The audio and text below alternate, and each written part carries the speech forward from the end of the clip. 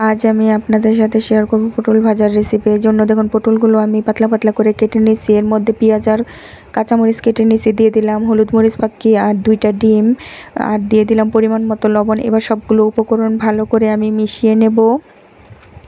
দেখুন এই পর্যায়ে সবগুলো উপকরণ ভালো করে মেশানো হয়ে গেছে। এবার আমি চুলাতে বসিয়ে দিয়েছি একটা কড়াই। কড়াইতে দিয়ে দিয়েছি পর্যাপ্ত পরিমাণ তেল। তেলটা গরম হয়ে গেলে সেই পটলের মিশ্রণটা আমি দিয়ে দিলাম। এবার নেড়েচেড়ে ভালো করে ভেজে নেব।